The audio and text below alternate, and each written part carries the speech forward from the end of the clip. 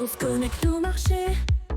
Bon, vous l'avez vu, hein, suite aux droits de douane là, que Trump a arrêté, hein, en tout cas en Europe, hein, pas en Chine, eh ben, il y a eu des informations entre justement l'Europe et la Chine avec les fameux droits de douane, avec les véhicules électriques, donc la Chine qui vient de chez nous, et nous, notre boisson, hein, tout ce qui était alcoolisé.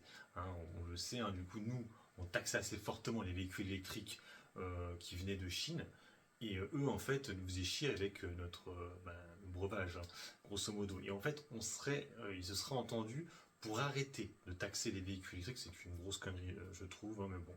Voilà, donc ils arrêteraient de taxer les véhicules électriques, donc ça va être très mauvais pour Stellantis et Renault, hein, parce que c'est ce qui les aidait un peu à tenir. Mais alors là, maintenant, si les véhicules électriques, il n'y a plus de taxes dessus, c'est vrai qu'ils sont encore moins chers qu'avant. Bon, ils vont encore de nouveau baisser. Ça va faire mal. Ça va faire mal parce qu'ils sont quand même beaucoup moins chers à produire en Chine.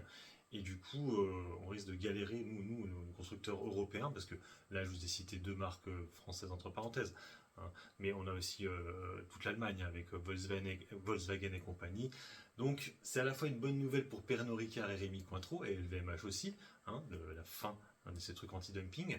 Mais d'un autre côté, pour le secteur automobile, c'est une mauvaise nouvelle, étant donné que ben, déjà que ça va pas très bien ce secteur-là. Alors bien sûr, qu'est-ce qu'on peut faire actuellement sur le secteur automobile? Actuellement, c'est vrai que Stellantis est vraiment très très bas, je trouve. Je ne pense pas que ça fera faillite. On est vers les 7 euros, franchement. Euh, Après, si vous ne savez pas quoi choisir, que le secteur vous intéresse, la possibilité c'est de prendre un ETF, je vous le mets là, un ETF automobile, Eurostox Automotive.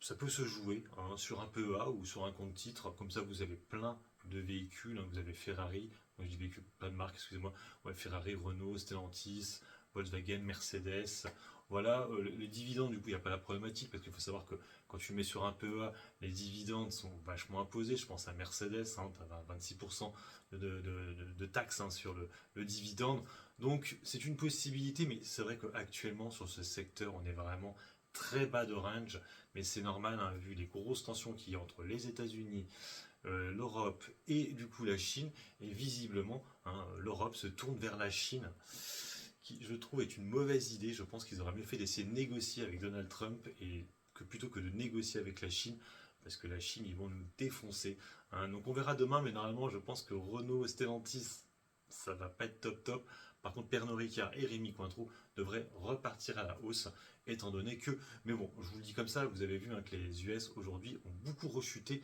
C'est fort probable que demain, le CAC 40 reparte de nouveau à la baisse. Voilà, sur ce, moi je vous laisse, bon investissement et puis bon trade. Ciao, ciao.